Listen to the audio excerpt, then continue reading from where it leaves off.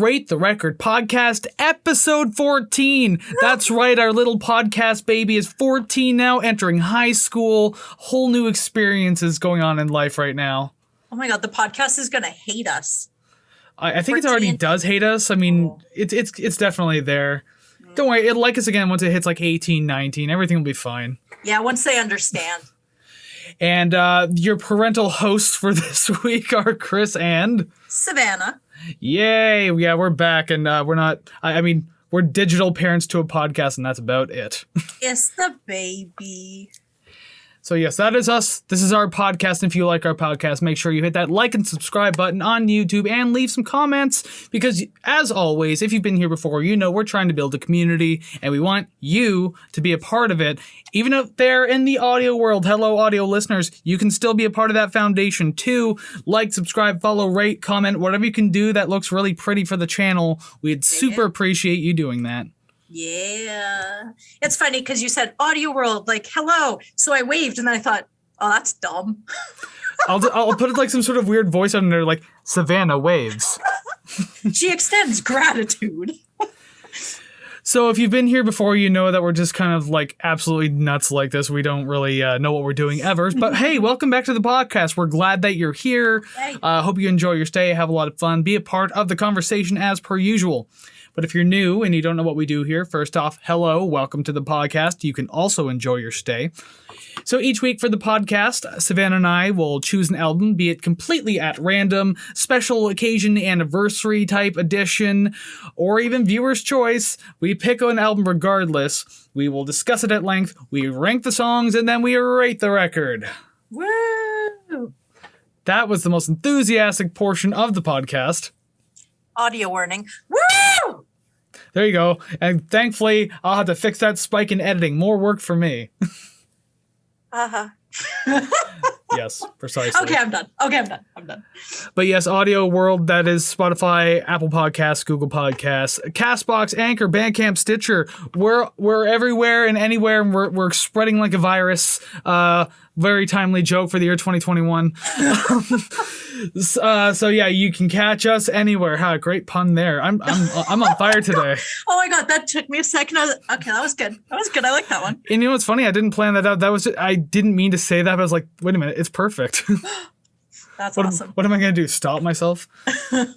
But anyways, before we get into today's album, each week we like to read a little disclaimer to make sure that we're all on the same level regarding talking about these albums and our opinions on it. We want to make sure everyone's being cool. No one's being a beehole about things. Even if you disagree, that's okay. We're allowed to. We're just here to have fun and listen to music. So Savannah's going to read you a little disclaimer to make sure we're A-okay.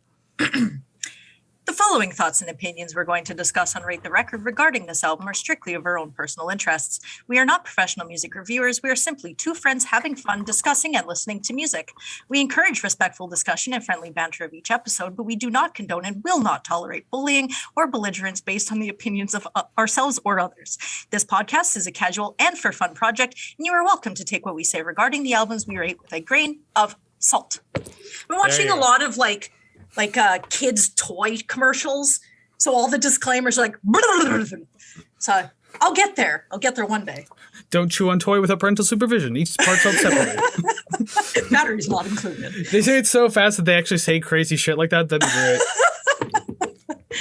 be great. It's going to be a wacky and wild Christmas. Yeah. It wasn't it last year too. Jeez. What a world we live in now, you know? Yeah, Christmas every year. What the hell is this? Get one every decade. That's how we treat people around here. You greedy people. Accept the Christmas once a decade. That's it. I want gifts. I want attention. Whatever. Anyways.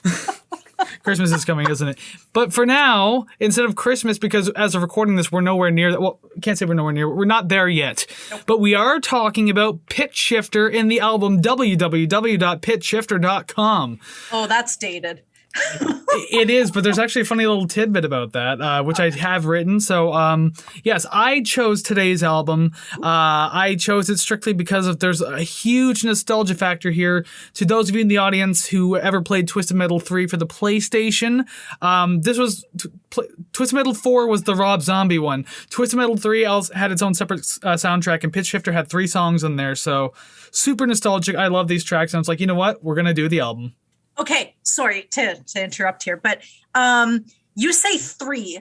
I have 2 that I wrote. Is this a single? So I wonder if those are the ones that were on the soundtrack, because they definitely sound like they could be. Well, I'll explain that as we get there, I suppose. Yeah. But they do only have 1 single, but it wasn't any of the ones that was on the game. Oh, interesting. All right, so Pitchshifter themselves, they are an English industrial rock / metal act from Nottingham, England. They originally formed in 1989 and are still around today despite various hiatuses. The band originally consisted of co-founder Mark Clayton on bass and lead vocals and Johnny Carter on rhythm and lead guitars, as well as beat programming. There would be a handful of lineup changes throughout their history. For their 4th studio album, the one that we're doing today, Pitchshifter.com, the lineup would have Clayton on bass and sampling, Carter on guitar and programming, with new faces such as John J.S. Clayton, which I believe they're brothers, him and the bassist, on lead vocals, beats, and programming, and then Jim Davies, formerly of The Prodigy, on guitars and additional programming. And for real drumming and percussion samples, they also brought in Keith York. This album was recorded between 1997 and 1998 in PSI Studios and Protocol Studios in London, England, as well as the Machine Shop in Hoboken, New Jersey. That's a weird name, Hoboken, New Jersey. The album was produced by Gene Freeman, aka Machine. He's worked with various metal acts through the years as well, and was released through Geffen Records. The album produced only 1 single, and that was the song Genius. Fun fact about the album title. I had to write this one in because I thought I was actually shocked about this one. So obviously the album title being www.pitchshifter.com, you would immediately assume their website. No, the title was much more of a novelty, I guess, for its time. Remember, this was like 1998. But the thing is, they kept it for a long time, but now the domain itself is actually expired and was never renewed, and the band was happy to get rid of it. And it is currently on sale. You can actually buy pitchshifter.com right now, all you people with deep pockets. It's currently on sale for $6,395. That's not that bad. And you can also finance it for 12 months. Oh, nice. How much per month? Please sell me on this website. Get at your own damn calculator and do math. I'm done doing math for the day. When I say that, I do have to do the scores later. But yeah, someone go buy pitchshifter.com. I'm curious. Don't do anything bad with it. Pitchshifter doesn't suck, so please do something cool with their website. Why don't we just buy it and then just forward it to our site, or like our stuff? Tell you what, you buy it and I'll pay you off over the course of 20 years. I'll pass, thank you. Cool. All right, we're settled then. And since we've settled on not buying pitchshifter.com, we could just talk about pitchshifter.com, the album. We are finally getting into it. So song number 1, the most nostalgic filled track for me, because this was on Twisted Metal 3, Microwaved. Let me know what you got about it. I definitely can see myself breaking the law driving to this song. Oh, hell yeah. Vehicular homicide. That's the name of the game here. I can no see pun it. intended. Just drive in, sunny day, topless gold Sebring convertible, just weaving in and out of traffic on the freeway. That's it. Launching missiles, throwing bombs. I'm just going to tie Twisted Metal into like everything about this song. Oh, that's totally cool. I find this song fairly repetitive. I know that, I guess, from what I've heard of songs or bands in the genre, it just sort of kind of relies a lot on the beat. So like sort of the vocals or the lyrics don't really matter. They just sort of add to it. But I find sort of the lyrics kind of make it sound more repetitive than it needs to, I guess. But I like the panning left to right. I always like that. They utilize that a lot in this album, actually. Yeah, I like that. It's there was, I think, one song coming up that I was like, not so much. But in the grand scheme, I'm like, ooh, dynamic. pretty interesting. I like that. I do believe that this is a nice build up to the beginning of the album because it kind of starts quiet, builds its way into the verses and everything like that. It acts very well because then it goes into that first very heavy chorus and just kind of like takes you immediately. And I mean, like, I don't know, I'm trying to think of other things to say besides this song gets maximum nostalgia points for me. I played Twisted Metal a lot as a kid, and I heard this song a lot as a kid, so it lives rent-free in my head. And to this day, I still really like this particular track. And I really like how the middle of the track kind of gets really ominous, because it kind of gets quiet, and that one bass with that, it's like, wah, wah, just kind of goes a lot slower than that, though. I thought that was really cool. It doesn't really let on the flow of the song because of that, and I just like how it kind of keeps the same feeling all the way through.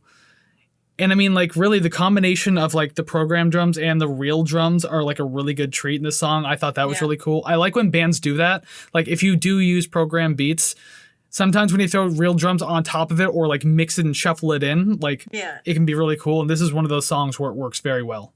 Yeah, because just listening to a straight-up drum machine, you're like, okay. It's just, like, for me, it feels very one-dimensional. So, yeah, adding something on top is kind of nice. Okay, so this isn't really about the song. It's just about like my stupid thoughts in my head when I listen to stuff. For some reason, I just imagine just making a TikTok and all it is watching a cup of noodles just spin in a microwave while playing this really loud song that's talking about microwaved. That's all. I had to add that. You're gonna find some people out there who would really enjoy something like that. This is makes me laugh because it's so stupid. This is one of those your sense of humor is broken type jokes. Yeah. Oh yeah. Yeah. Well, I was thinking that good. Yeah, I should probably do that. And then the song was over. So. But oh no, if you hold your phone near a microwave, something about toxic radiation. I don't know. There was that thing a long time ago that people freaked out about that. If you have your cell phone near a microwave while it's on, it's gonna like cause radioactive waves or some bullshit like that. I'm pretty sure when I guess when COVID started, air quotes, it was like, hey, in order to clean the bacteria off your phone, put it in the microwave. And people were doing that. And they're like, hey, this doesn't work. Oh, really? Really? Yeah, there are some pretty gullible people out there trying to be nice about things here. So dumb. But yeah, I unfortunately didn't write too much about it. It's a song I would listen to again. And I do agree with you that it was a pretty good sort of lead in to the thing. And I do have to say that I enjoy the transitions from song to song throughout this. It's not like an awkward pause. It just sort of flows into the next song. And I like that. Yeah, a little bit. There are some times when it kind of has like that jittery pause, but whatever. You don't really think too much about it anyway. Yeah, because the song is kind of like off the wall anyway. So you're like, whatever, kind of part of it. As you'll probably see in the rest of the album too. Oh, yeah. Speaking of the rest of the album, how about we get to the next song then? Yes. Second Hand, the next song on the album. Goddamn, do I love that crunchy sounding bass to open the track. I mean, you see it a lot in this album, obviously. Actually, a lot of songs start with the bass. Yeah. But because I like that tone of distortion so much, I don't mind it at all. That was my first note. Bass intro. Yes. Mm-hmm. Yes. Yeah, it does sound really good. I like how the chorus can like still feel like intense without adding too much more. So even as compared to Microwave, like Microwave had a very intense, heavy, fast chorus. Mm-hmm. This one was still kind of intense and heavy, but like it wasn't as much as the previous song, but like it still felt pretty good in the way it presented it. So I really like that because it had like the fast double kicks and like the chuggy style guitars. Yeah. I thought those worked really well together. And I do also like the overlapping vocals you kind of hear in the chorus because like he's singing and it's like nonstop and then just the next layer comes in and the next headphone type thing and just to sing over it. And then the lead vocals come back in over top of that. Like, I don't know. I kind of like the way that was set up. It's really cool. Yeah, I think lumping that in with the panning is just I don't know. It's kind of like, it feels like things are passing you by where it's like you, and you will kind of hear it. And then it's like, it to me, it always feels like you're going on like a literal physical adventure where it's like you're walking, you're passing this noise, passing that sound. And it's cool. It kind of takes me on a more of a ride than if I were to just sort of sitting here listening to just a basic song. I don't know if it might have been in the bridge, but it's like a very, very clear vocal part that really came in strong in my right ear. I hated that. I really hated it. I'm not a fan of ASMR, and hearing someone so clear right in my ear, personal preference, not into it. So I heard that one. I kind of crumpled my spine a little bit. But I don't know. The song sounded kind of chaotic in a way. I guess it's not easy to pick out the beat at the beginning because everything is kind of offset or going sort of different speeds. But I liked it. I'm definitely a fan of this song. Yeah, I mean, it's a lot of fun. I mean, for the most part, like, I'm okay with the song as it is. I think it was mainly the chorus, though, that kind of carried the song a lot. It was like some of the best parts of the song, at least in my opinion. It really kind of keeps it alive throughout the entire thing. And the chorus gets me hyped just to listen to more of the song, too. Yeah. The verses are fine, but I mean, like, once the intensity of that chorus kicks in, it's just like, yeah, I like this. I like that. Yeah. It's fast. My heart is beating. I'm here. Yeah. Oh, I like that, where it's any song that just makes me physically want to run. I'm like, give me more adrenaline. I like this. Oh, we've gotten back to the Savannah trope of music that makes you run away in complete anxiety attack. Maybe. And it'll only continue to come back through future albums. I'm going to pick out something really ballistic one day and just, it's going to ruin your life. Probably, or I'll just drop my headphones and I just won't come back. And you'll be like, where are you? I'm like, I'm in Connecticut because I ran here. I wonder if I can do an entire episode by myself. It'll probably suck. You'll still do your part and then just wait for my answer. And then you're like, yeah, I agree. Sounds great. Although I give it an awkwardly long time, like I'll say my part, I'll wait like 3.5 minutes in complete silence and be like, yeah, I got that. I don't need her anymore. I disagree and think you're wrong, but okay, yeah, moving on. Next song. Or what I will do, so on my shelf up here, I'm not comparing you to E.T., but I'm saying I have an E.T. plushie. It's about 1.5 feet tall. So what I will do is set up my cell phone, put E.T. in front of it. That'll be your window, and then the E.T. will just be you for the rest of the episode. Can I at least be old grandma E.T.? No, because you won't even have anything to do with this episode. It's just E.T. in your place. Oh. And it's just regular old E.T. that I got. I got it a while ago. 2 songs in, and I'm already not liking where this is going. It only gets better from here. All right, next song, genius. There you go. Smooth enough transition. Thank you, I tried. I had the Rush one last week. You have this one this week. And it was flattering. Mm-hmm. All right, so the very first note I wrote for this isn't, I mean, I guess it is kind of a commentary on what the song sounds like, but I scripted this as if it was a TV show. So it's very short, but bear with me here. Okay, guys, I was able to hack the dot matrix of their intra-ether web system. I rerouted the server link to the hexa drive, so we're in. I know this. It's a Linux system. Oh, wait, never mind. I just listened to the first 37 seconds of this song. The movie Code Breakers, I think. I don't know. I made up all that rambling shit. Although I know this, it's a Linux system. That's literally a Jurassic Park quote. The little girl who's hacking the computer. I know this. It's a Linux system. I'll take your word for it. Have you seen Jurassic Park? Maybe as a child when it came out, but that was it. Wow. I'm not even a huge fan of the movie. I just remember I saw it not too long ago, and it was that line always makes me laugh. I'm just like, I know this. It's a Linux system. So I tried to watch it again as an adult, and when they're sitting in this theater and the old guy with the white hair is like, let me show you. I think it's like the introduction to whatever park. I'm like, no, I'm good. Jurassic Park. And I turned it off. Well, I don't know if that's what it is because I wasn't paying attention. I think he was introducing the park or they were doing something. But anyways. I can assure you there's no other park in the movie. Don't worry, I got you covered. I think it's clear I have not seen Jurassic Park. If people are going to crucify you for anything, it's literally because of pop culture, not just the albums we talk about. All right, so I love picking on you. It's so fun. Makes me feel better about myself. Oh, yeah, if only I wasn't providing you with such fucking material. You are just cannon fodder. That's all you are. Your words are cannon fodder. That's But anyways, that little scripted jig at the beginning there, if that doesn't tell you how 90s I feel like this song is, like, it is so matrixy, and I had to make up a jumble of smart sounding words that aren't real. Like, what the hell is ether web system? What the hell is hexadrive? oh Lord. So I guess I do have some notes about the song. If dysfunction is a function, the bass line really drives all the way through the verse. It's actually really good. If dysfunction is a function, the sound through the verse might have been awesome back in the day, but I mean it's just a really big stereotype now. But you know what? I am okay with this. Mm-hmm. You'll notice I repeated those first two lines because, goddamn, that's the entire verse. If dysfunction is a function, if dysfunction is a function, if dysfunction is a function, if dysfunction is a function. See, I can just wander away and keep saying it.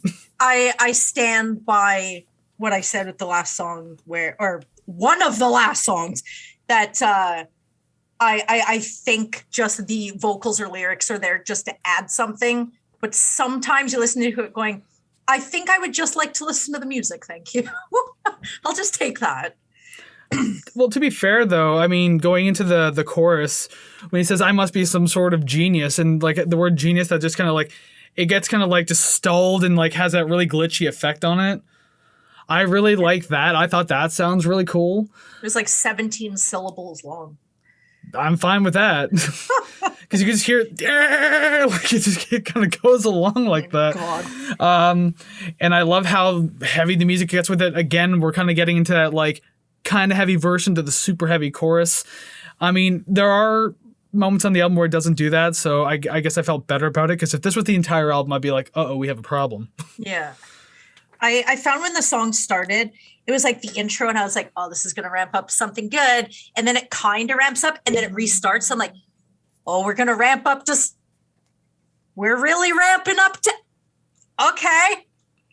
And then it ramped up for the chorus, but I felt it took too long to get there. I feel like I wanted it to like punch me right after the intro, but I had to wait for a verse. Then I got it, which was cool. That was fine. But 3 minutes and 30 seconds long, I thought, how is this song not over? Because I felt it very repetitive, and I just wasn't really picking anything new out of it. I was like, it's all right. Yeah, I mean, that's fair enough. Like, the repetition of if dysfunction is a function throughout all the verses, I guess that gets a little grating, but because I know where it goes, like in the chorus, I let it slide. I'm just like, okay, you know what? Because I like the chorus so much, I'm gonna go ahead and let it slide. Yeah. Sometimes the prior knowledge is definitely an upper hand, for sure. Well, even if you don't have prior knowledge, I think the idea of the payoff once you get to the chorus, it's like, oh, okay, there it is. There's that sweet release. Yeah.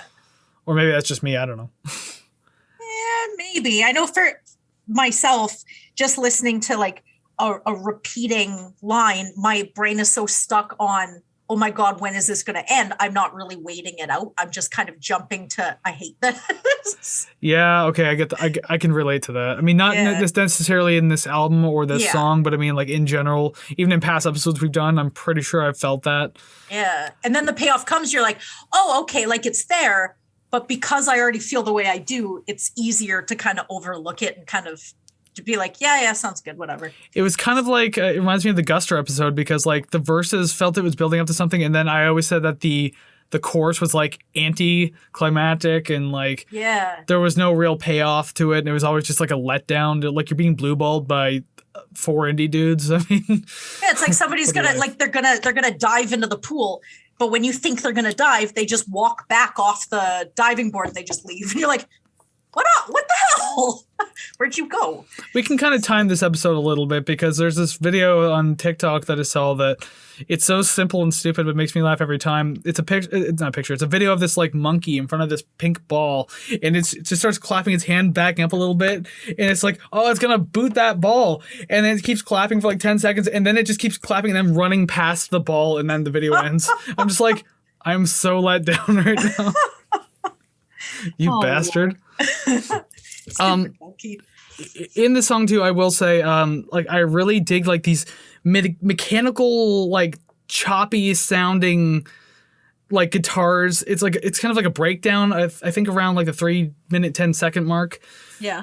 like where things kind of like get slow and breakdownish for a minute, but yeah, like it's so mechanically choppy, meaning like you hear the noise and then the sound cuts immediately because you can tell they cut that in like editing, but because of the style that they are, it actually works well in their favor. So I was like really digging that. Yeah. It really adds to like that technical kind of industrial feel that we've been given so far in this album. So I mean, I'm all here for it. I love it. I got nothing else. It was just kind of there. Like I say with everything I listen to, like, don't come at me if I don't like it. I will listen to it again. Like, I might get into it, but first listen, not so much. I guess that's fair. Yeah, I've been listening to this one a few times. So like even prior to, like even while we were doing Rush last week, I was still listening to the album then because I was excited to listen to it. Yeah. I haven't listened to this whole thing through before. I've heard like numerous tracks. Yeah. So yeah, I give myself some optimal listening time. But I had to make sure it didn't influence my Rush score, so I had to keep that fresh in my head. Yeah. By the way, go watch that if you haven't watched it yet. It's out Hell now. yeah. It was Savannah's birthday episode. Go check it out. Hell yeah. It's 29. It's right there above. Super great. 29, feeling fine. Damn right. All the time. All right, so song number 4 on this album, Civilized. The beginning sounds like they're playing on PVC tubes. I don't know why I enjoy that so much. I was picturing it. I loved it. I want an entire song of that. I mean, yeah, if that's what you got from it, that's fine. Well, that's like my big question mark point. pops up above my head. No, I like that. I just when it starts and you're kind of hearing that, and then you get the hi-hat. I literally found myself sitting here grooving to just a hi-hat, and I'm like, okay, weird, but okay, I'm into it. I'll take. Are you an this. amateur hip hop producer? That's fine. Hey, The what I do in hi-hats are my the thing. That's a selling point. What I do in my personal life is none of your business. Also, yes. It took until the first chorus to get me into it, but I was pretty into it for the whole thing. Yeah, this was a good time for kind of a slow down point because obviously it picks up again, but like this one kind of gets chill for a while, and like real or MIDI, I can't put my finger on what it is. Probably MIDI to be honest, but like that I dig that chill like upright bass that you can hear like throughout the beginning. Yeah, I really dig that, like a jazzy-ish type of feel throughout this kind of song. I don't know. I thought that was neat. But the triplet beat in the verse is so damn cool. Like everything is done in triplets.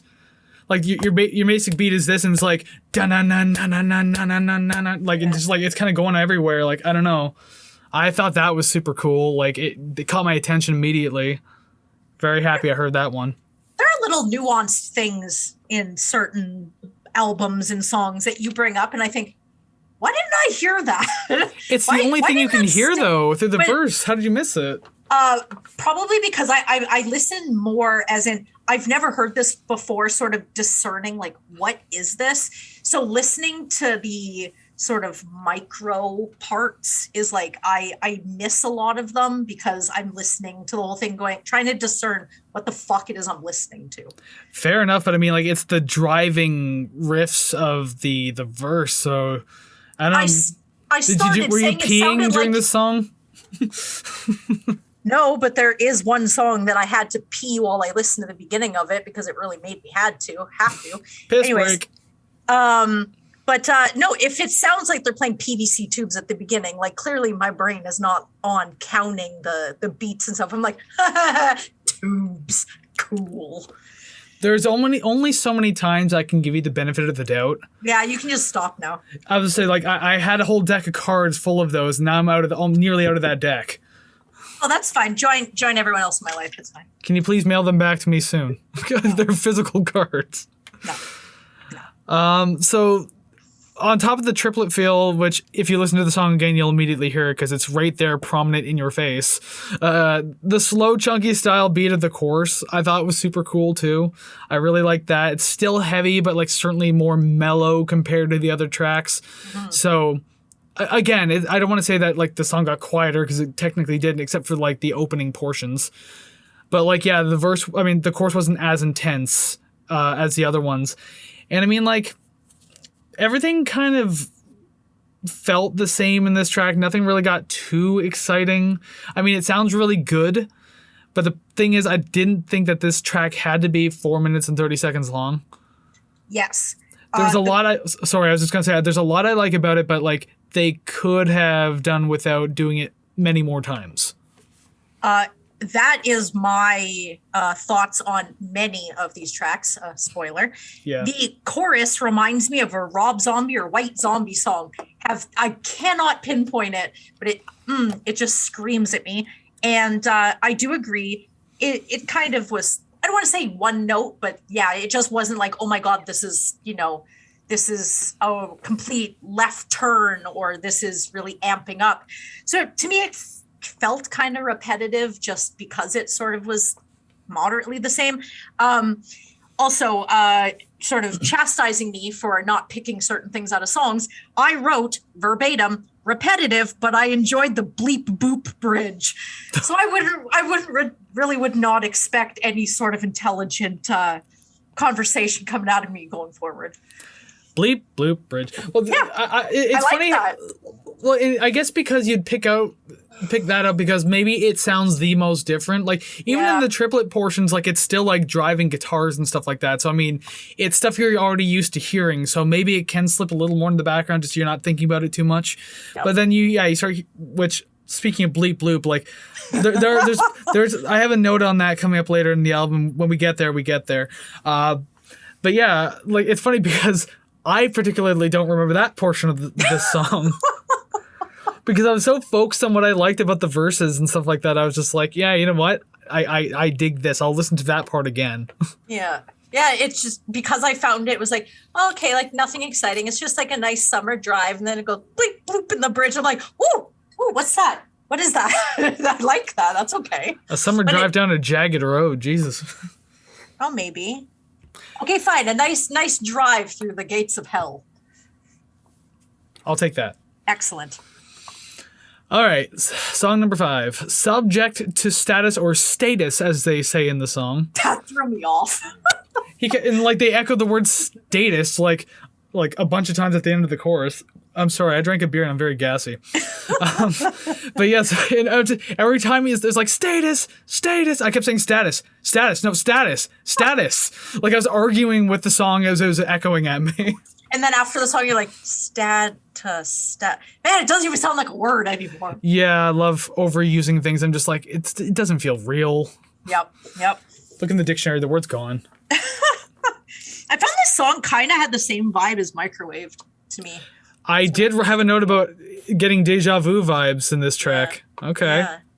Yeah, I found that I wrote that these songs all kind of sound the same thus far. Just it was sort of like I don't want to say slow, but just a toned down intro and then a more banging sort of verse / chorus. And it all kind of felt like it followed the same path. So by now I'm kind of like, okay, like when are we going to get something else? And it sounds like a song specifically written for a racing game. This one was not a song game as far as I'm concerned. Well, this is one that, whether I like it or not, I would put it on just to race in Forza or something. I believe Genius was in Test Drive and Mortal Kombat Annihilation. Okay. Or Armageddon, whatever the hell it was called. I don't know. Microwaved. And then 2 songs coming up, WYSIWYG, which is what you see is what you get, and In It were both in, all 3 of those were in Twisted Metal 3. Interesting. But yeah, we'll get to those ones as we get to them. But yeah, this one, as far as I'm concerned, this one was not in a game. Interesting. It could be. It definitely could be. It's funny because I wrote this note on this song, but I feel like I could have written this earlier too, but just...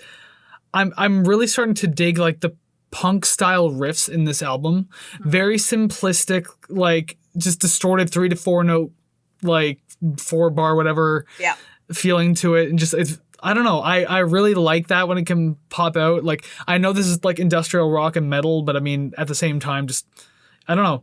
Just those guitars that have like the light fuzz or distortion on them, really good addition.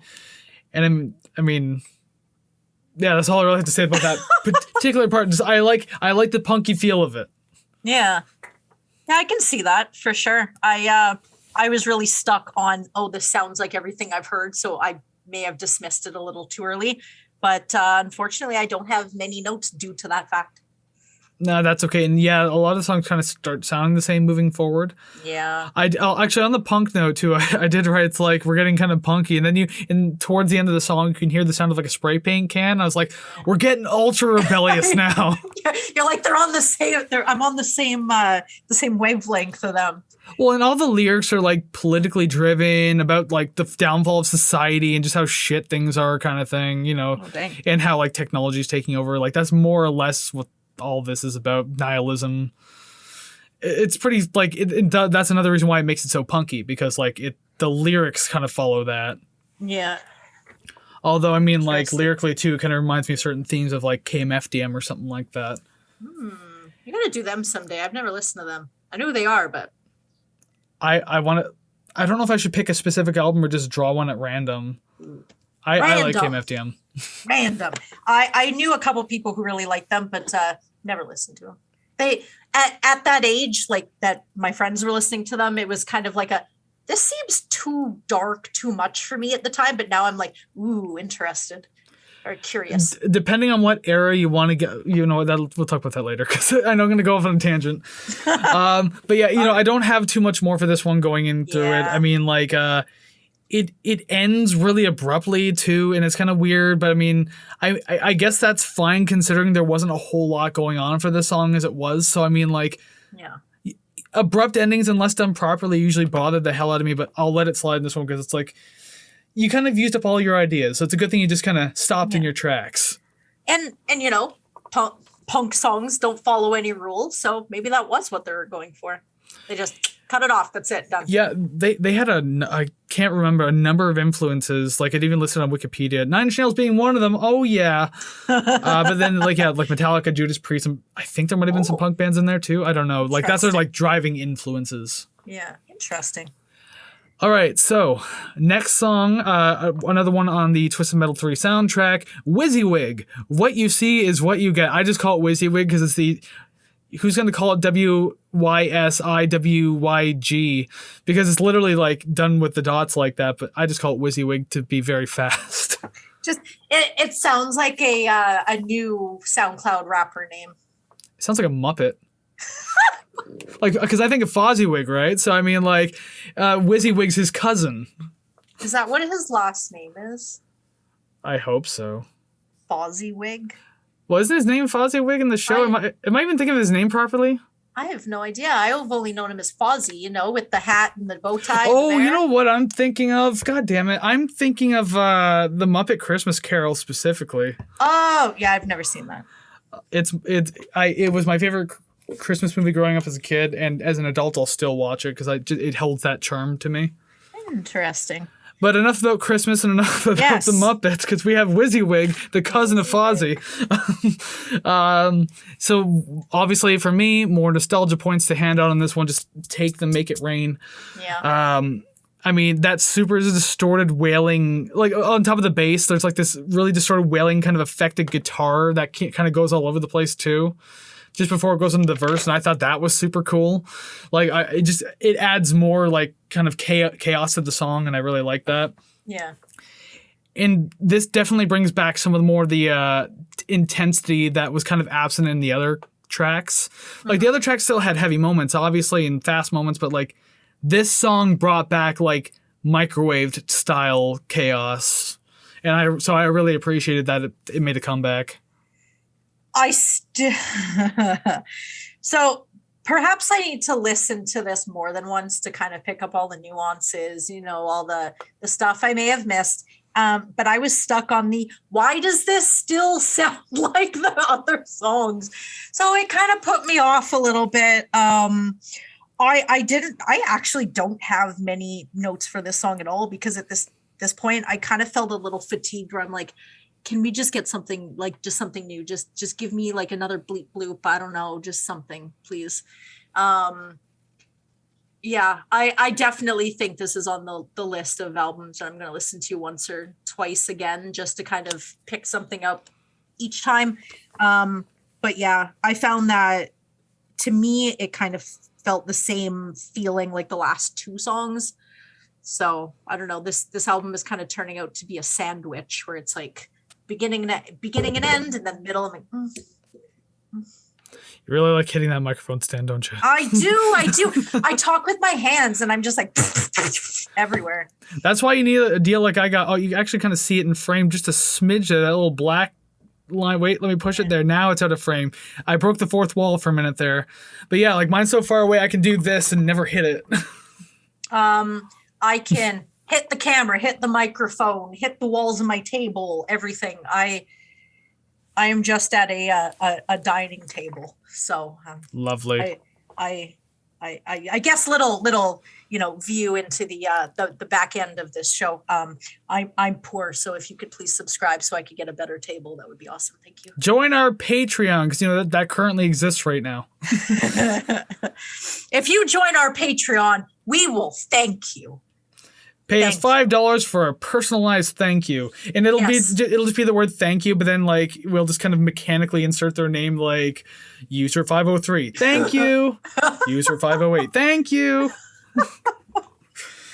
and one of them will have a wink and a finger point, maybe. Yeah, if you donate a little more than $5, you get like a little bit extra. If you donate $20, you get access to my OnlyFans feed account. $50, you can get access to mine. Oh, so I got the cheap feed. Okay, Savannah's got the real deal going on. Excellent. There's nothing I can say that isn't going to just cause more questions, so let's just keep going. That's the best part. You got to leave more mystery for the audience.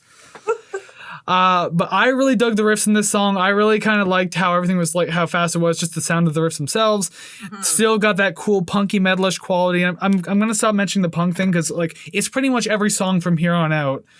And yeah, the super heavy last verse of the song too. It's like basically just the first verse, but just like way more distorted. I thought that was a really great send off at the end of the song. So yeah, I don't know. It's one of my more favorite songs on the track. Again, with the nostalgia, but I think it sounds good. Yeah.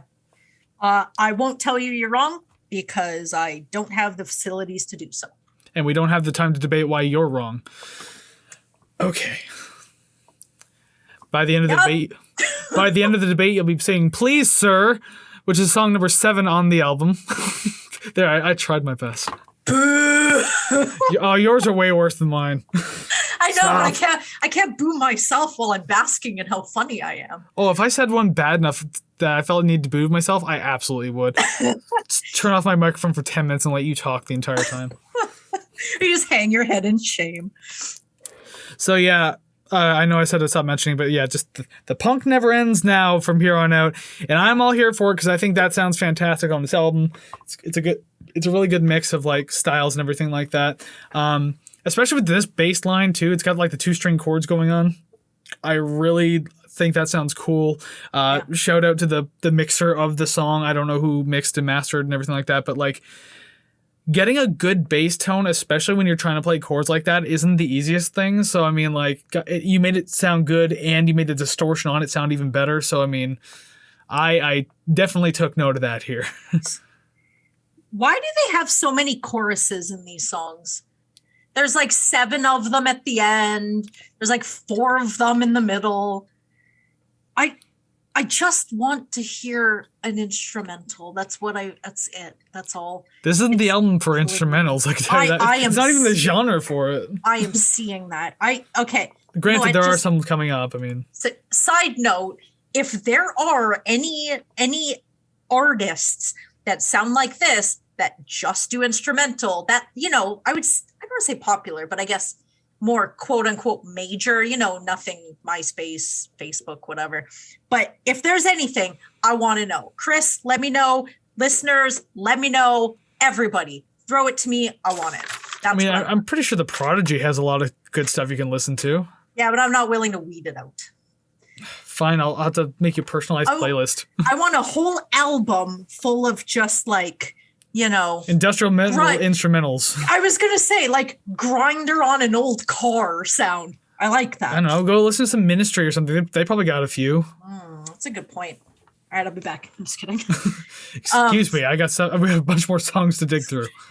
This is the last in the last 4 that makes up the middle of this album sandwich.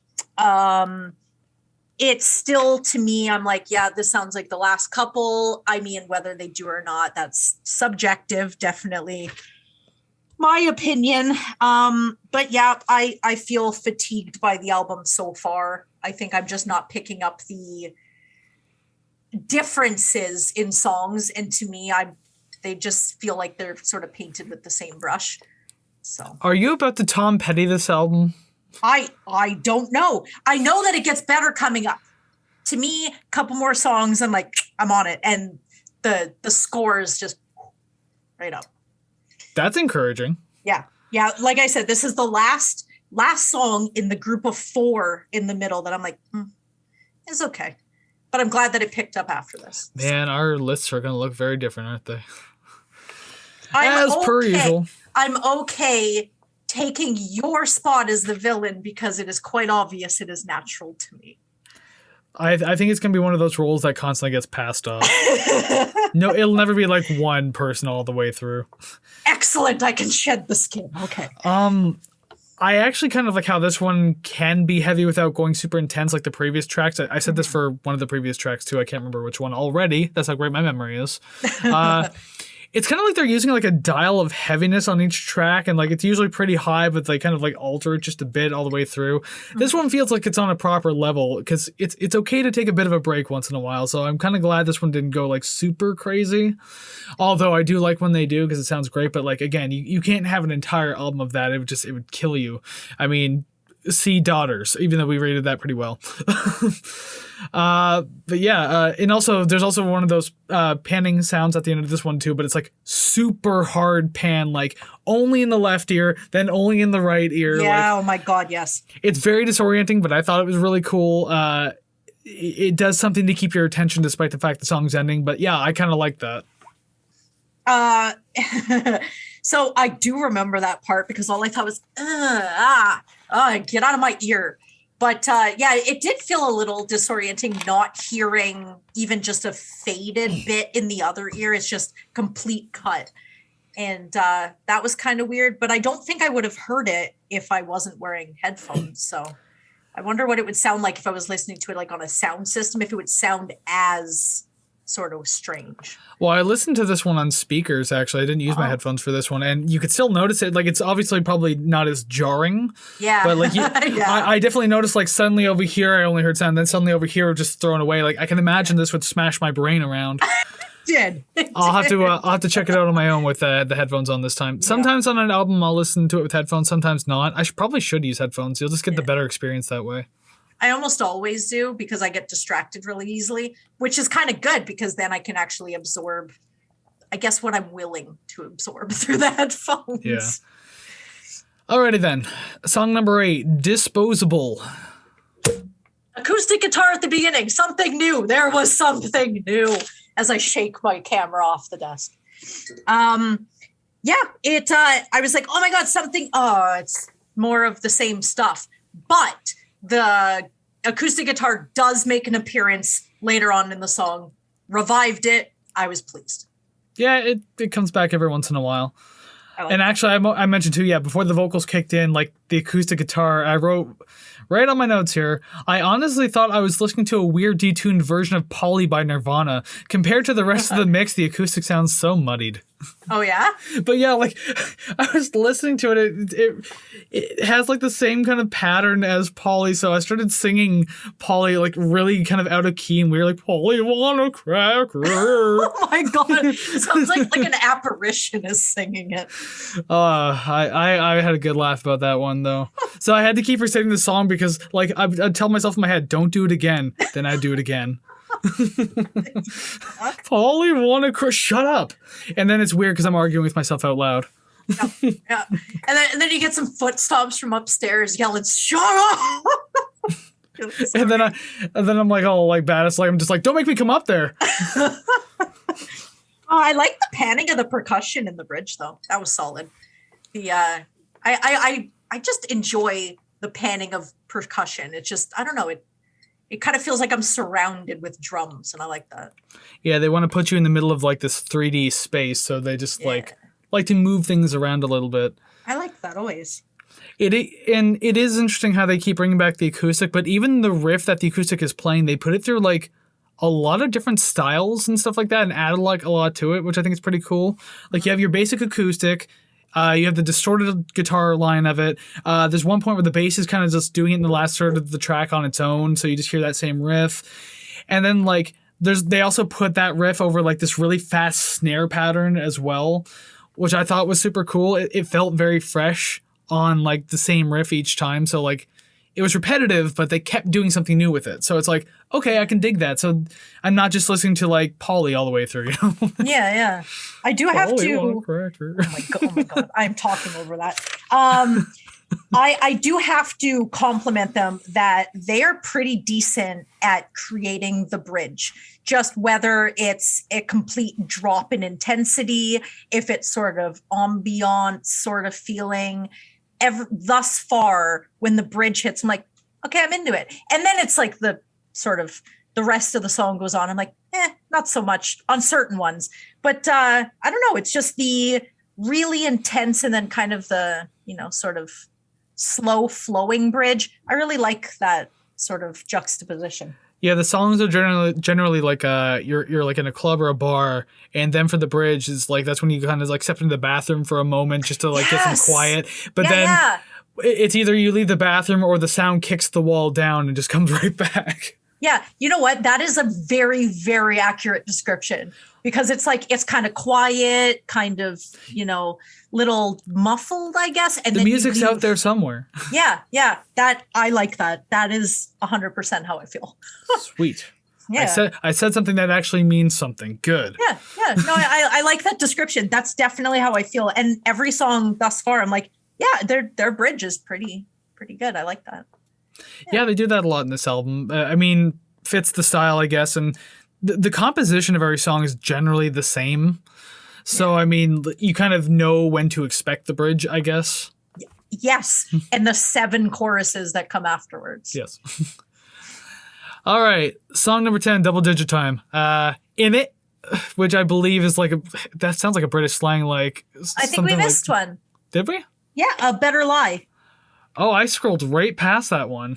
Okay, let's go back in time a little bit. Yes. Weird transition. There's no transition there. Song number 9, A Better Lie, because I can tell a better lie than saying that this song doesn't exist because I scrolled right past it. About this one, I guess. I do like the main riff of this song. Distorted bass still sounds great. It doesn't really change the album, so I can appreciate that. It's a sound I really like and keep coming back to. Mm-hmm. And there's actually like really clean singing in the bridge too, and that sounded pretty decent. Like there was even a point where like there's no growl in his voice, it's just like his voice, and I was like, I kind of like that. Like where have you been hiding this whole time? Yeah, and it kind of sucks that it comes out midway to kind of towards the end. To me, this sounded like it was or could be a single. So I wrote, is this a single? To me, it kind of sounds like the other ones, but the guitar, I don't know if it was part of the bridge or whatnot, but when he says, come on, and just the guitar with that, just whatever sound that is, I like that. It seemed like a welcome change. It sounded a little cleaner and just less, I don't know, less gravelly, I guess, less distorted. That's the word, distorted. And I don't know, I really like that, and I enjoyed the song. I enjoy the distortion. Yeah, it was a little different. Especially coming into like a genre like this, you have to expect it. And again, pushing my own music, but like I do industrial rock and distortion's everywhere in my music because that's just part of the style. Yeah, cool. It's like you listen to it and you feel like your heart is just going to fall out of your body because all you hear is boom, and you're like, oh my god, I'm dying. I even put distortion on my own vocals. That goes to show you how much I put into that style. Yeah. Other than that, to be honest, I don't really have much to say. It's not an awful track, just not doing anything to make the album much better. So it's here. Here it is. Well, it's an intro to to a song that I enjoyed. So you consider this song an intro into like what's clearly just one of those interlude tracks, or felt like an interlude track. Shh, I liked it. Okay, now we move on to In It, the one that we can finally get back to a regular spot in time here. I liked it. It. Give me more no vocals. Give it to me. I like it. Yeah, I figured you'd like this one. If you already said you didn't like, if you like the instrumentals, then yeah, you'll like this one. I liked it. It was good. It's a cool run of like drum sample manipulation throughout the entire track. So I mean, like that's just kind of like an absolute display of that. Obviously, again, very much an interlude. Not much else to see here. Just chill here for a while before we move on, type thing. Yeah, but it's like chill in this waiting room. We have all these fun activities, and they actually have fun activities. It's not just like a coloring book that somebody has like ripped pages out of. I feel like this would be the waiting room, like a dark ambient hospital. Gothic lighting with the purple lights and stuff like that too. Yeah, with MTV Cribs on the TV nonstop. Do goths watch MTV Cribs? I don't know, maybe. Oh, it's the Marilyn Manson episode. You can say that back then without feeling awkward about it now. I was just going to say, collar tug. Yeah, welcome to 2021 when things aren't the same as they were in 1998. Oh, Lord. Granted, he was shocking back then, but now he's just shocking for a completely different reason. Oh, God. Yeah, spoilers. This song I can definitely see being in Twisted Metal. Like for sure. This was, I don't think this was like level music. I think this was like options menu or like main menu music.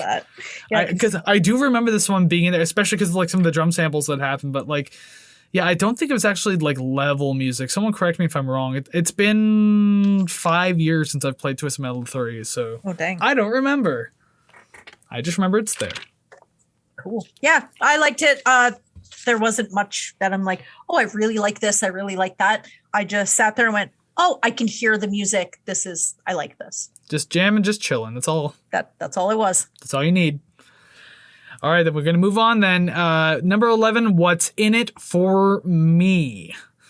And actually, speaking of like the chill feeling of like the previous track, like the verses are relatively chill in this one too, like before it picks back up again, obviously. Because it's also intermixed with like some heavy, chuggy stabs, and it really focuses your attention like back onto what's going on. So I kind of like how it's easing you off of the last track, and like these like loud, distorted stabs that kind of keep coming in just suddenly pull you back, and it's like, oh yeah, I have this album to listen to now.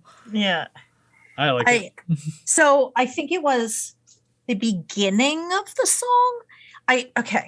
So I'm terrible at guessing what instruments make what sounds. So I'm just going to describe them as the sound I hear it.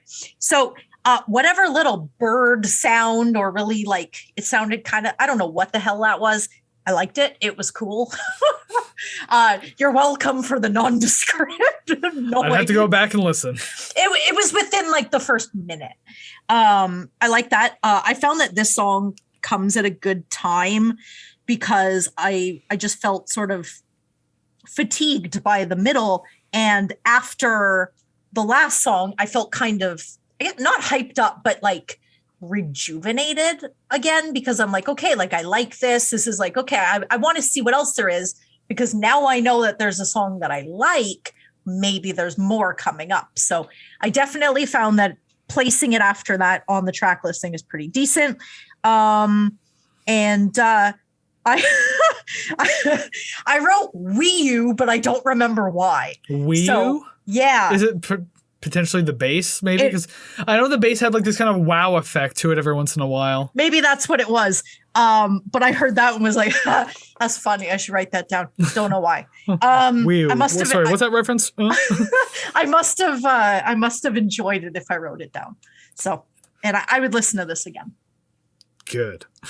Yeah, I would listen to this one again. It's not one of my favorites, but yeah, I do like it. The song had like a lot of the same basic structure as like most of the album has had so far, obviously. It is good that the song was under 3 minutes, because I mean, it had some interesting sounds that it was playing with, and it had some really great moments on it, and it didn't dwell too long on them. So I'm glad they kind of like presented them, but didn't like try to overstay its welcome, you know? So, I mean, Yeah. I'm glad the song was the length it was. What it did was great. Thank you for not going on too long, because other than that, I would have just been like, you're really kicking a dead horse here. Yeah. Well, you'd be, okay, like incoming pun, but you'd probably be sitting there going, I'm listening to this, but what's in it for me? Like, what am I getting out of this? Ha! Maybe that's what he wanted us to ask. I don't know. Yeah, maybe. That's clearly what every band wants you to ask. Why am I still listening to this album? Why am I here now? Yep. Yep. I liked it. Good. Fair. Speaking of liking it, number 12, I don't like it. Yay, my setup worked. The name of the actual song is I Don't Like It, but I disagree. I actually like this song. It's got like this cool, almost trip hop style intro in the the verse as well. I thought that was really cool because I dig trip hop. It's a really cool genre for British people who don't know how to rap. That's literally what it is too. I'm not even kidding. I like how different that feels. Like that was a really cool intro to caught me off guard. And I also asked myself, how is this song not a single? Yeah. Because I mean, like the chorus is heavy and it is a little catchy. The verses are super chill. Like it's just interesting overall. So I don't know how, and like the timing of the song too is fine for radio. So I mean, like, how is this one not a single? Yeah, I'm surprised that you said there was only one single, right? Yeah, Genius. Yeah, that is ultimately surprising to me. But the first chorus felt awkward to me. It just, I guess my brain may have caught it a beat in or something. It felt strange, but going on, it felt good. So like, you know, I gave it a chance within the same song. So it's possible. I didn't like the whininess at the end of I Don't Like It. Oh, I don't know if it's what are you, just 5? I don't know if it's like if it's the accent or if it's just the way that he ends that phrase, but it was just I don't know. I didn't like it very much. Because he's got like a nasally growl in his voice. Yeah, it's like, so. I don't like it. I don't like it. That I didn't like. But to be honest, that was the only like criticism I had about the song is just that. And that is something super easy yeah, I guess I could overlook it. My brain, no work well. No work good. Me no work much better. Damn it. I said well. I should have said good. My brain don't think good. There is a part in this, and I didn't write down what section or anything, but to me, it sounded like they were hitting the end of a PVC pipe with a ping pong paddle. PVC pipe part 2. Okay. Yeah. I was into it. It was cool. Hey, whatever gets you to mark a song a little higher. Yeah. Oh, and it did. I know I said the song is like good for like radio and like lengthwise. Yeah. I should have kind of not prefaced, but like followed that up by saying like I think the song does kind of suffer from its length a little though. Yeah. If this was another one of those like under 3-minute songs, perfect. It would have been fine. Yeah. But like it's one of those songs that again just kind of drags out a little bit. I mean, maybe it'll work on radio and maybe you won't even notice it if you're listening to it on radio. But other than that, like, I don't know. When I'm sitting here listening to it critically, I'm just like, subtract about 20 to 25 seconds. I think we'll be okay. Oh, yeah. It's those 7 choruses. I'm telling you, you can cut one out. It's fine. It's okay. If you start doing different things with the choruses, it's fine. If you extend the right parts, it's fine. Yeah. If you have kind of like a reprise type thing with the chorus, it's fine. But yeah, like, I don't know. Yeah, it can be good or bad depending. It's always hit or miss, especially on albums like this. Yeah. Yeah. And like that extra 30 seconds is definitely like make or break too. Cause it's like you might lose somebody in that 30 seconds. And that's pretty quick for someone to turn it off. And you're like, no, come back, listen to the rest of the album. Well, to be fair though, this song is like practically at the end of the album. So if you're losing someone there, it's like, well, at least you got this far. That's true. But like, so maybe they just didn't care. Stick with me for an extra 7 minutes. I only have one more thing to tell you. I mean, like, you want to talk about losing me a little bit. Let's talk about the last song on the album. ZX81, a 6-minute instrumental that didn't need to be 6 minutes long. I said this last week, too, when we did Rush. Like, it seems every episode we do, a band can either nail the ending or miss it. And this is another one of those I think they missed it moments. Like, I'll get into it a little bit. Like, I mean, for some reason, I didn't really need to make a note about this, but the first thing you hear is digitized water dropping. Guess this will be a good one in all caps. I literally had to go up and use the washroom because any sort of like isolated water running, I'm like, nope, that's it. That's it. Gotta go. This song was kind of like another display of like their sample manipulation power. Mm-hmm. I did kind of like it for a little while too. I mean, like, I don't know. I'm back and forth on the song. Like, I'm gonna give it some praise, but then I'm gonna shit on it at the same time. And I don't know where I mean, ranking wise, I know where I fall with it, but I mean, personally, I don't know where I fall with it. I like how intimidating the bass synth is all the way through. I love the tone. I love its growl. Like they engineered a real good sound for that one. I can appreciate that. Yeah. I got a few more notes, but what do you got to say about it? I do have to ask, is this where Elon Musk got his kid's name from? I hope so. Yeah. Haha. Jokes. Or is it? The percussion sounds like a myriad of firearms. It was just like, I don't know, it was either that or like fireworks. And I'm like, I'm kind of okay with this. Like I can kind of tell that a lot of this is programmed, but you know what? Yeah. It's okay. That's fine. I did put 3 minutes, no vocals. Could I be so lucky? Well, I was. You got double the amount. I don't mind that. I could have listened to that. I could just put that on and repeat in the background and do my housework. That's fine. I did not like, okay, I'm not sure what part this was because it might be the same thing as me, just depending on what it is. I did not like whatever that high-pitched, jangly sparkle noise was. I don't know what it was, but every time it came on, I was like, stop. I'd have to, you know what? I'll listen to it again. I'll let you know what part it is. And you can just slap up the time in case anybody wants to, you know, listen to it. Well, let's see if let's see if we have the same thing in mind. If I have to do that in editing, give me more work and shit. I do have I'll give you $5. It's fine. I said around the halfway point, it got quiet, and then they incorporated this almost tweet sounding synth that I didn't like much at all. Was it loud and obnoxious? Because that might be it. Well, on the speakers it wasn't loud, but in the headphones, maybe I didn't listen to it in headphones. Yeah. But it bothered me because the song feels like it was like 3 demos mashed into one. Yes, I will take that. The first and third parts were pretty good. I enjoyed them. Yeah. Didn't care so much for the middle because of that weird tweeting synth. Yeah. I personally thought that this song was a strange choice to end the album with. Nothing about it felt final. And not that it has to be that way. Maybe it's the way that I like to listen to albums, but I like the last song to feel final. Like I like to feel like I've made it to the end. You're giving me this one last little goodbye, and then hey, have a wonderful life type thing. If I like you enough, I'll be back to listen again. But other than that, this is how you're gonna end an album. It's very confusing. Like I don't know what else would have fit better here on this entire album. Yeah. But like this doesn't feel like an ender, and so that it I try not to let it affect the score, although it did. I try not to let it bother me. It did. So I don't know. I'm going to be very biased about my pick. I can be biased. It's my own damn rankings. So, okay. So if you don't know what else would be an end, where in the album would you have preferred to hear this song? Middle. Somewhere in the middle. The middle? Because let me scroll up. So In It was number 10. I would have put this one actually after WYSIWYG.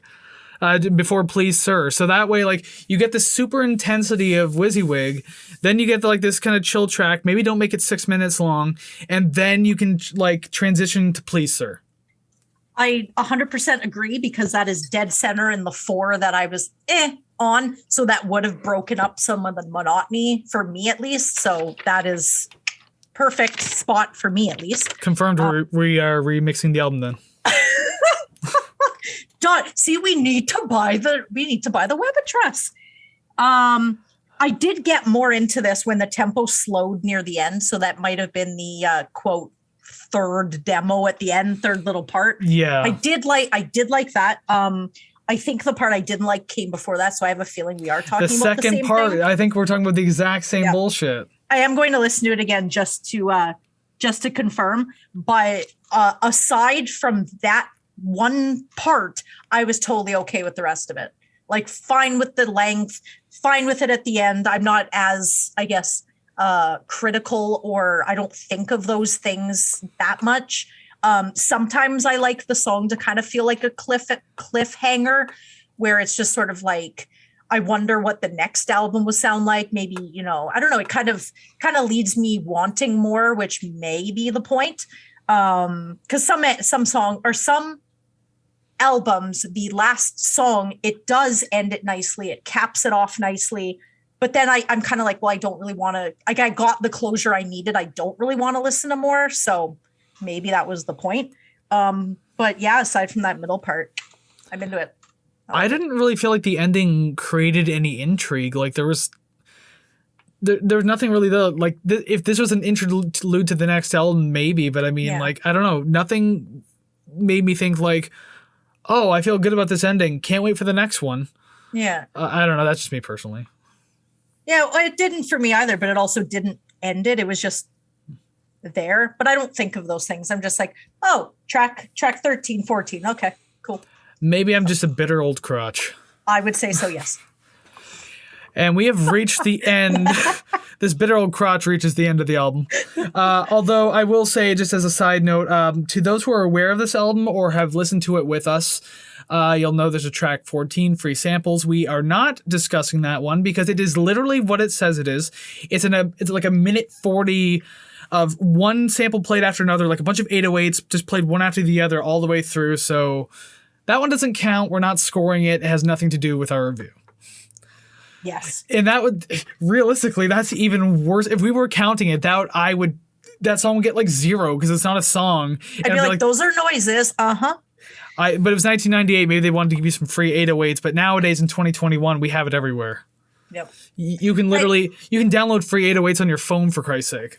I bet that the physical compact disc copy of this album, you put it in your computer and it has some extra video footage that would be completely pixelated if you tried to watch it. Yeah, it's like 144p. It plays on Real Player. I was just going to say that you have to download Real Player to get it. And it plays the music through Winamp.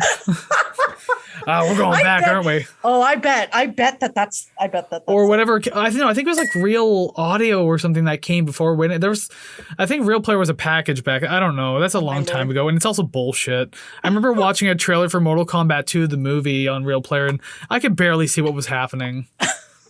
Flashing colors, and then you hear something of fight and finish him in Mortal Kombat, and it's like, okay, wonderful. But anyways, what just happened? We're old. Oh yeah. If you can relate with us, please let us know down in the comments, because we're at the end of the album and we want to know if you're still with us this far through. So if you're still watching on YouTube, like, subscribe, and comment about using Real Player and Winamp back in the day. Or even if you're too young and you don't know what the hell any of that is, what do you use now? I don't care. Let us know. Just fill up our comment section. Yeah, talk to us. We're lonely. Can't you tell? The only interaction I have on a day-to-day basis is just every week when we record. Yeah, the one day a week that you talk to me. Yeah. Yeah, and I ignore your texts every other day. I'm like, no. You just read them, you're like, fuck off, and throw your phone over your shoulder. Oh, I shouldn't have done that. And then I go buy a new phone and do it again. I buy a new phone. Yeah, it's like a printer running out of ink. You just buy a new one every week. So much cheaper. Yeah. Anyways. So and in the audio realm too, you're not alone. We're with you here too, and you're with us. Blah blah blah. And make sure you like, subscribe, comment, follow, rate, whatever looks good over there. Please help the channel out, because you're still here for a reason, listening to us ramble like idiots. So if you like it enough, let us know. Hell yes. So now that we've gotten all that behind us, we've discussed the album at length, and so now we can rank the songs. Not quite rating the album yet, but trust me, it's coming. Especially if you've been here before, you know that shit's coming. So, above our heads, ta-da, boom, look at that, new screen. I mean, not really new, I just subtracted a lot of shit, so now it's just our names, waiting for some delicious song titles. I don't know why they're delicious, but I use that word for some reason. Tasty, tasty, tasty tunes. I speak too fast and don't think about the next word, so then I say dumb things like, man, that word is delicious. And then at 2 a.m, you're laying in bed going, why did I say that? As soon as the Zoom call ends, I think that. Like, I don't wait. My brain's just like, hey, remember that dumb thing? Yes, anxiety. Yes. Alrighty then. So we can rank all 13 of these tracks. Again, not including free samples because no need. Yep. Fuck 808s. Anyway. All right. So the very first song I have is ZX81. I mean, just again, didn't think too much of it. Subject to status. Status. The North American version of status is a status. Your contest is subject to status in the privacy booth. You're English. hurting me. Oh yeah, like any other English person too. Number 12, you can say in it. Cold outside, in it. Wissawig. Wissywig. That's the one. I was trying to pronounce it like not properly, and then I was like, I don't even know what's properly anymore. My number 11 is subject to status. Genius. Genius. Wow, that's for the first time in a long time you've put a single near the top of the like bottom to whatever, like top higher on the list than the bigger numbers. Hey, I ain't fitting no mold you make. I'm my own person. It only took you 14 episodes to break that mold. I never said I was quick. So my number 10 is disposable. Civilized. I am not optimistic thus Nope, far. me neither. Not even a little bit. I'm not going to pretend like I am. Although, I mean, there's still hope, I think. There's still some we can match on. Yeah. We're not done yet. Mm-hmm. Okay, so number 9, Better Lie. A Better Lie. Please, sir. Please, sir. This hurts. Yeah, is this going to be our first 0 in a while? I think so. I literally Number 8, What's in it for me? Disposable. Disposable, like your opinion. I literally think we have like 3 we can match. Looking at the list, 1, 2, 3, but we're definitely not matching on that one. So I think there's 2 that we can match on right now. Number 7, Secondhand. Microwaved. Okay, we have 1 left that we can match on. My heart hurts. I chose this album. My heart should hurt more than yours. I know, but like, It makes me so mad. My blood sugar's dropping. I don't want to be the enemy anymore. I want you to be like, wow, Sven, your thoughts are great. Other than thoughts are shit. This was your opportunity, and you blew it. So you can't say that I haven't given you chances. Remember how I said benefit of the doubt card gone now? Like I'm out of the pile? I'm really hurt. Like, what's your number 6? I don't like it. What's in it for me? That's it. I'm just saying right now we can't match anything. This is a 0 album. That'll be easier for me in it is editing because that way I don't have to make any of the fonts yellow. Before we started this show, I had brought up, or like this episode, not the show. I had brought up, having complete inverse lists, and I think that is what's going to happen here. I'm just kind of looking at certain things.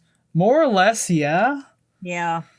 Oh, I don't like that at all. Where'd I put that song? Oh, actually, I was just looking at this one on the list here. Your number 11 is Genius. Mine's number 5. That's Genius. Secondhand.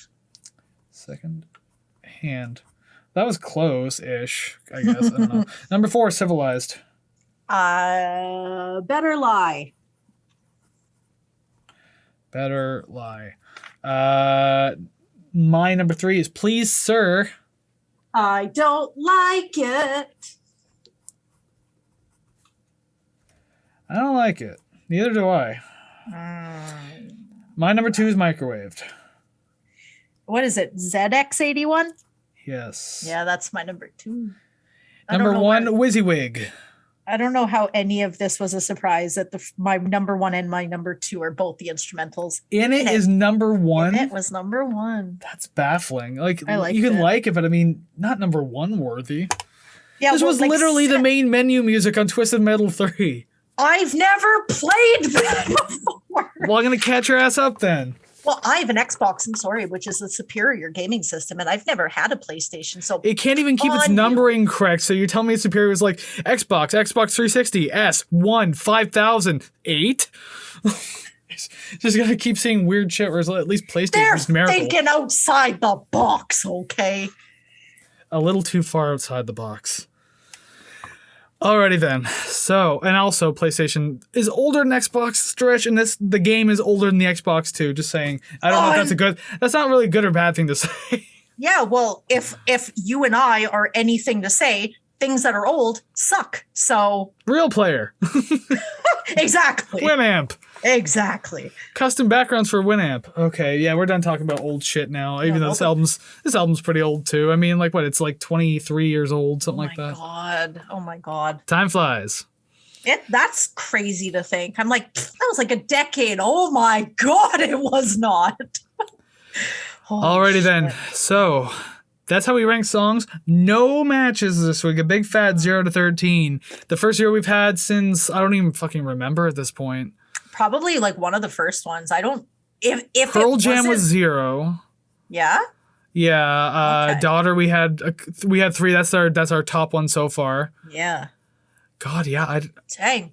I think Malibu Ken might have been 0. I don't even remember, but regardless, it's been a long damn time. Yeah. Oh hell yeah. Oh man. And I'm sorry. Not sorry at all. That's fine. I'll make you sorry. But before I have to make you sorry, we do have an album to rate. I mean, despite the fact that we rank songs very differently, we could have similar views on the album rating itself. True. So, unlike last week's absolutely fucking disastrous 10-second transition, I don't know if you've watched that yet. I am super critical of myself, so I have a hard time watching. I'll just give you the time code for when I started using the transitions. It's the most berserk thing you've ever seen. Excellent. That's all I want to see is wildness. I didn't have the cube, so I just did a visual cacophony of actual shit. So I'm into it. I'm gonna do a nice star wipe this week. Go back to the classic star wipe. Well, hello there, rating screen. I haven't seen you in a whole entire week. I mean, Savannah too, I guess. We're on the same level here. Look, Rush is in a good spot. It's yes, as I said last week. Not in a good category, but in a good spot. As I said last week, I'd fix it as needed. So obviously, yes, better than Dream Theater, but it ranks just higher than Malibu Ken, just under Nirvana. So it's in the C+ section. Whatever. You still get to go on your summer vacation without any worry about an F on your report card. Perfect. Yay! Amusement park. Yay. Although I know that there's some A+ Rush albums out there somewhere. We all know what they are. Just not Rolling Bones. Yeah, Test for Echo. Woo! A+. Maybe. Anyways, maybe one day we'll get to that. It's not even on our list, but still nice to think about. But we are here today to talk about this particular album. There it is the second time around. Pitchshifters, www.pitchshifter.com. You really got to slur through those W's. www.pitchshifter.com. Yep. You don't need your own individual letters. Get out of here. Remember when you had to type in HTTP : and it wouldn't work if you just put www? You remember that? Maybe a little bit. I didn't have like home internet until like the early 2000s. Oh, I went with my grandfather to I believe it was Staples to buy a box of Netscape Navigator, and we installed it together. He showed me how to log on. It was very strange for what I remember to be an 8-year-old. So that's pretty badass. Oh, damn right. Shout out to the floppy disks. Anyways, we keep talking about things that are like super outdated so I think we should probably just get to our album rating, which is very timely because we just finished discussing the song, we ranked the songs, and we got nothing correct this time with each other, so that's a little weird. But maybe, just maybe, our album score is going to look a little better. And this week, you get to go first. Yeah. Okay. Well, now the whole time I was assuming that I rated it higher than you did. I still have that feeling. And I did 69.23. God, you wish you rated it higher than me. You didn't.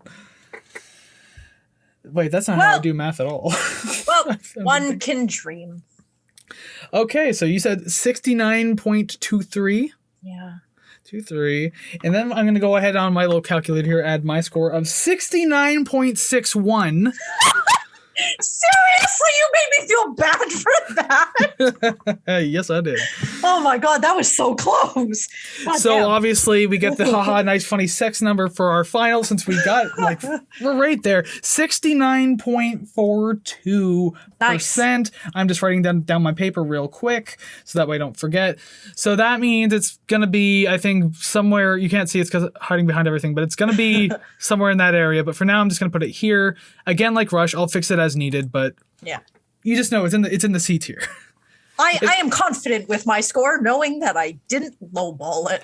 Actually, realistically, it's got to be higher than Nirvana. I got it written here. Hold on. It is. But is it higher than Nirvana? Oh shit, that one I don't know. I'll fix it later. I don't know. Yep. If it's higher than Nirvana, it's literally the top of the tier. That's interesting. That's been sitting there Yes. forever. Quite interesting. Take the naked baby off of Tom Petty and put it onto Guster's colorful wheel. I think something is wrong with my ears. You say that every episode, so I'm inclined to agree with you. Yeah. I think I need to get them checked or get my brain checked. Ah, yes, the old full frontal lobotomy. Maybe. Then you'll finally start agreeing with me. I doubt it. Well, then, that was super close, wasn't it? Something like, 0.38% off of each other's score. It's one of the closest we've had in a long time. It's on the edge of my seat there. Whew. Well, and the fact that you thought it was going to be higher than me, you can't. It's like if you draw like a king out of the pile, it's like, oh, you can't get higher than that. Someone gets the ace, and you're like, son of a bitch. Yeah, well, just so you know, I would win because I have all of your cards. You said it earlier, so saying. Yeah, but it's not a proud deck to be an owner of. It's benefit of the doubt cards. You don't want many of those in your pile. You know what? I already said that you're the only person that I talk to once a week. Okay, I don't have anything. Let me have these cards. It's like having a pile of old maid cards, but they're just all old maid cards. What a weird hand that would be. That doesn't even make sense. But it's funny to think about. I'm going to go ahead and just give you just a little bit more material, make fun of me. I have no idea what you just said and what that means. Old maid? I don't know. The card game? I've never played it. Whatever. Maybe it's called something else, but I've never played it. I was about to hurl an insult your way, but I'm trying to be nice about things. Yeah, you know what? No, that's fine. I'll take it.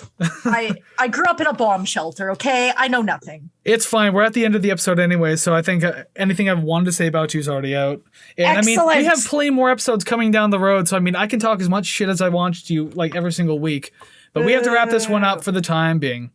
So yes, thank you very much for watching this episode. If you made it all the way to this point, not even watching, but also listening as well. On YouTube, like, subscribe, comment. I can't remember what we told you to comment before because my memory is so goddamn short. Do it though. Just go back and listen to it 2 more times and then do what we asked. Thank you. I'll know when I get this in editing because I always have to listen to everything twice. So yes, like, subscribe, comment, help us build that community, and audio listeners, same thing with you. Like, subscribe, comment, rate, follow, anything you do. Just don't follow us in real life. Other than that, we're good though. But if you want to continue following us in the digital world, there's also social media. Facebook, Instagram, and TikTok. We are at the Rate the Record podcast. And you can follow us on Twitter at Rate the Record, which, yes, I have been getting it more into using that for Rate the Record. So please follow us over there too. We're currently at a big old round goose egg 0 followers over there because we don't really advertise it too well. Yeah. We've advertised the other ones way better. And we're just like, Twitter, what's that? Here's an account anyway. That's okay. That'll be a gold mine because once, it's like, oh, I listen to this podcast. Oh, I follow them on Instagram and Facebook. Ooh, I wonder if they have a Twitter. And they're like, oh my God, it's a gold mine of ridiculous comments and posts. They'll regret it and suddenly not be fans anymore. Yeah, it depends. Really depends. So yeah, that was the episode. Thank you very much for watching. But before we let you go, as per usual, we got another episode coming next week. And we like to give you like a little tidbit of a hint of a grain of salt or whatever about next week's episode. And yep. Savannah's going to kind of tell us about next week's episode. So I came into this completely unprepared, forgetting who it was that we were doing next week. But now that I have been politely reminded. So what I know without researching this band. So the band, normally everybody says the band name, but they say the in front of it, or the. That's actually not what the band is called. It's just noun. That's it. So, y'all been saying it wrong. It has a notable drummer, a myriad of notable guitar players, because at one point we kind of had one in, one out, in rehab, out of rehab. And then a bunch of people go solo too. Yeah. Oh, and pretty good too. Like definitely notable careers. And I know a couple of members have passed away thus far, but I think they said that they were never going to get back together. And then I think a decade or something, or maybe even more than that, they got back together with an appropriately titled album. Dummies. You went against your own will. You made the money change you. What about the album we're doing, though? Is there anything special about the album that we're doing next week? It is. There is an anniversary, which I think is, 45? 45 it is. It's funny. I like how I know more about it than you do, and you're the one introducing it. Or teasing it, I guess. Well, I mean, yeah. Well, with that information given, I mean, it might be kind of obvious if you kind of connect the dots there. Yep. But until then, I mean, that's next week. So come back for a special anniversary album, 45 years old. Son of the bitch is turning. We are both so excited to do this one. I have a lot to say about one particular track, and you'll know exactly what that means when it comes. But until then, keep listening to some awesome music out there. Follow us on social media and such, and we will see you again next week. Take care, friends. Bye-bye.